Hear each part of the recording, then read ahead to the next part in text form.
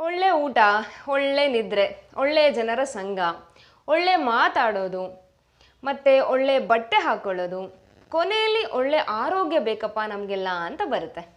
ಹೀಗೆ ಎಲ್ಲದರಲ್ಲೂ ಒಳ್ಳೆಯದನ್ನೇ ಹುಡುಕುವಂತಹ ನಮ್ಮ ಮನಸ್ಸು ಒಳ್ಳೆಯ ವಿಚಾರವನ್ನು ಮಾಡ್ತಾ ಇದೆಯಾ ಅಂತ ನಾವಿವತ್ತು ಪ್ರಶ್ನೆ ಮಾಡ್ಕೊಳ್ಳೋಣ.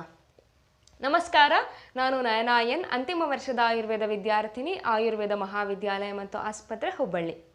ನೋಡಿ, ನಮ್ಮ ಸುತ್ತಮುತ್ತ ನಮ್ಮ ಸಮಯವನ್ನು ಹೀರೋಕಂತಾನೆ ಹಲವಾರು ವಿಷಯ ಇದೆ ಇವತ್ತು.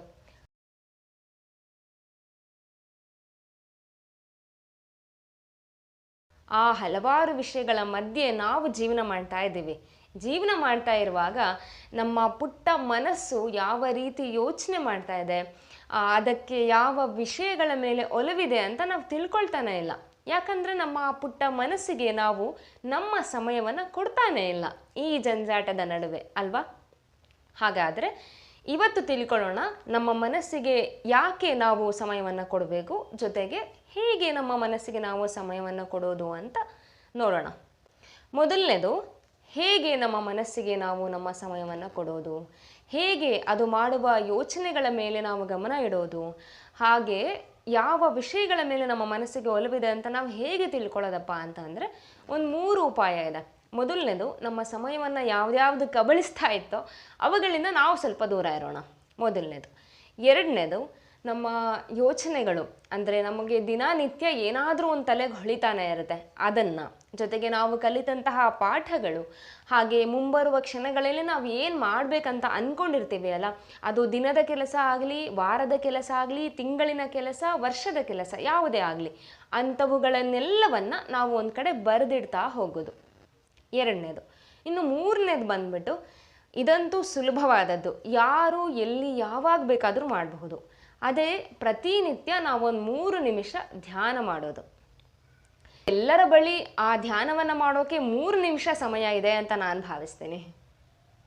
ಈಗ ನಾವು ಈ ಥರ ಕೆಲಸಗಳನ್ನು, ಅಂದರೆ ಧ್ಯಾನ ಮಾಡೋದಾಗಲಿ, ನಮ್ಮ ಯೋಚನೆಗಳು, ನಮ್ಮ ವಿಚಾರಧಾರೆಗಳು ಏನೇನು ಹೊಳೆಯುತ್ತಲ್ಲ ಯಾವಾಗಾದರೂ ಒಮ್ಮೊಮ್ಮೆ, ಅವನ್ನೆಲ್ಲ ಒಂದು ಕಡೆ ಬರೆದು ಮತ್ತು ನಮ್ಮ ಸಮಯವನ್ನು ಕಬಳಿಸ್ತಾ ಇತ್ತಲ್ಲ ಅವುಗಳಿಂದ ನಾವು ಸ್ವಲ್ಪ ದೂರ ಸರಿದ್ರೆ ನಮ್ಮ ಮನಸ್ಸು ಒಂದು ರೀತಿಯ ಶಾಂತಿ, ನೆಮ್ಮದಿ, ಆ ಸಮಾಧಾನದ ಸ್ಥಿತಿಯನ್ನು ತಲುಪುತ್ತೆ. ಆ ಸ್ಥಿತಿಯಲ್ಲಿ ನಾವು ಮುಂದಾಲೋಚನೆಯನ್ನು ಮಾಡಿ ಕೆಲಸಗಳನ್ನು ಮಾಡ್ತೇವೆ.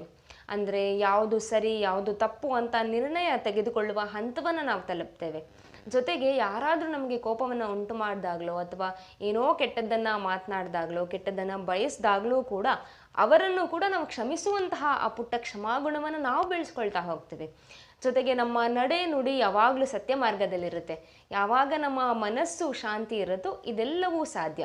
ಜೊತೆಗೆ ಆಪ್ತೋಪಸೇವಿ ಅಂತ ಅಂದರೆ ನಮ್ಮ ಪೂಜ್ಯ ಹಿರಿಯರನ್ನು, ಮತ್ತು ತಂದೆ ತಾಯಿ, ಗುರುಗಳನ್ನು, ಹಾಗೆ ಸ್ನೇಹಿತರನ್ನು, ಕೆಲವೊಂದಿಷ್ಟು ಸ್ನೇಹಿತರನ್ನು, ಜೊತೆಗೆ ಸಂಬಂಧಗಳಿಗೆ ಬೆಲೆ ಕೊಡ್ತಾರಲ್ಲ ಅಂಥವರನ್ನು ನಾವು ಗೌರವಿಸೋದು.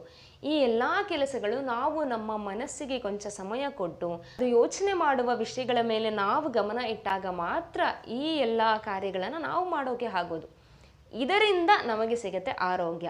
ಇದನ್ನೇ ಆಯುರ್ವೇದ ಹೇಳಿದ್ದು, ನರೋ ಹಿತಾಹಾರ ವಿಹಾರ ಸೇವಿ ಸಮೀಕ್ಷಕಾರಿ ವಿಷಯೇಶು ಅಸಕ್ತಃ ದಾತ ಸಮಃ ಸತ್ಯಪರಃ ಕ್ಷಮಾವಾನ್ ಆಪ್ತೋಪಸೇವಿ ಚ ಭವತಿ ಅರೋಗಃ ಅಂತ. ನೋಡಿ, ನಾವು ಸುಮಾರಷ್ಟು ಸಲ ಬರೀ ಆಹಾರ ಮತ್ತು ವಿಹಾರದಲ್ಲಿ ಗಮನ ಇಡ್ತಾ ಇರ್ತೇವೆ, ನಮ್ಮ ಆರೋಗ್ಯವನ್ನು ನಾವು ಕಾಪಾಡ್ಕೊಳ್ಬೇಕಪ್ಪ ಅಂತ. ಆದರೆ ವಿಚಾರದ ವಿಷಯಗಳು ಹಲವಾರು ಇದೆ ಅಂತ ತಿಳಿಸಿಕೊಟ್ಟಿದ್ದು ಆಯುರ್ವೇದ.